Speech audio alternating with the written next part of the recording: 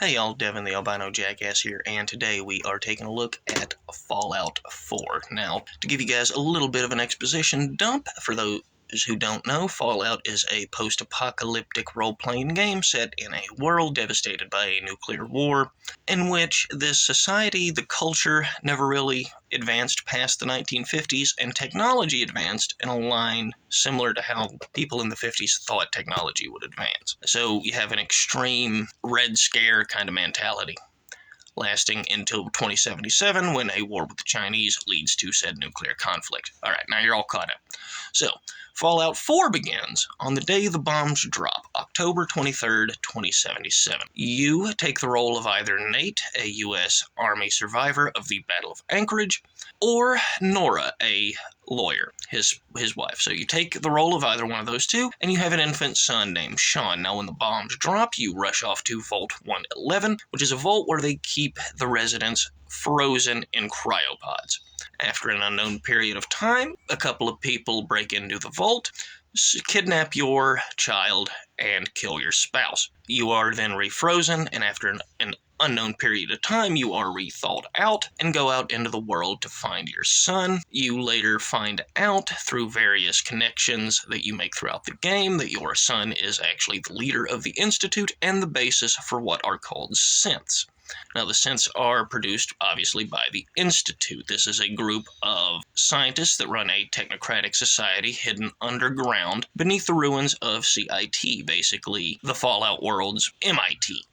Instead of Massachusetts Institute, it is the Commonwealth Institute of Technology. In this society, they went completely underground, became completely hermetic, and only go topside when they need something, basically to kidnap people or get resources.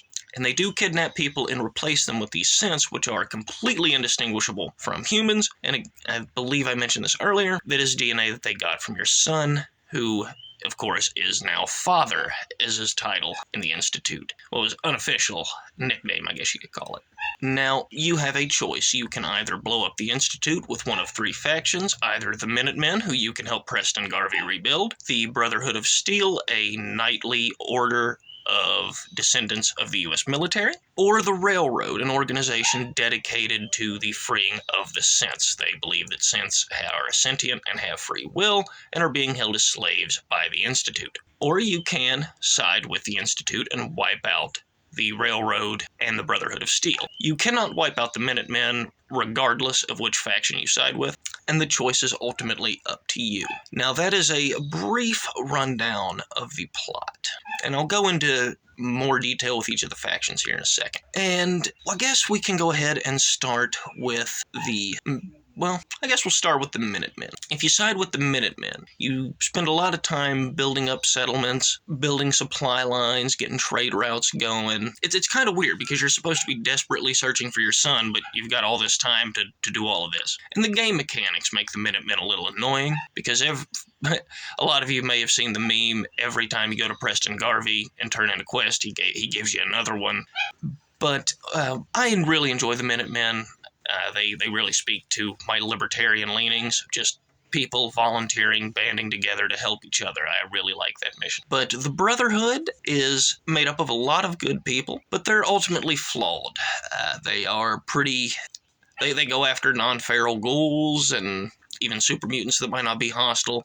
They're a little obsessed with purity, not quite to the extent that maybe, say, the Enclave was, but enough to make you a little uncomfortable in the world that the Brotherhood finds themselves in. And you actually find out that one of the members of the Brotherhood, Paladin Danse, who can become a companion, is actually a synth made by the Institute. And despite his dedicated service, the elder of the Brotherhood of Steel, Elder Maxon, orders you to kill Danse, completely ignoring everything that Danse did beforehand as a synth. Didn't matter. He's got to be destroyed. So they kind of take it a little too far. And I think the Railroad is on the opposite end of that spectrum. You've got how many humans enslaved and the Railroad's not doing a damn thing. But meanwhile, they're trying to free what is essentially sentient Coke machines. So all sides have their flaws, but above all, it's really interesting the way that these factions interact with one another. The Railroad doesn't trust anybody. The Minutemen, although doing something admirable, maybe stretch themselves a little too thin. But a couple of the plot holes and a few underdeveloped quests really hold the story from being all that it could be. And I even find something a little odd, and this isn't so much a review as kind of my thought, but speaking of underdeveloped factions, the Gunners seem to have... It seems that they were meant to play a much bigger part than they ended up playing in the game. The Institute is almost cartoonishly evil in the way that they approach things, even though not everyone in the Institute is bad, or even, not everyone in the Institute is evil, but they do evil things regularly, and no one challenges it. It's a little weird. But as a whole, Fallout 4 is a very fun game, a very engaging game. The immersion is not as good as New Vegas, but I think honestly better than 3. The aiming system has been improved drastically.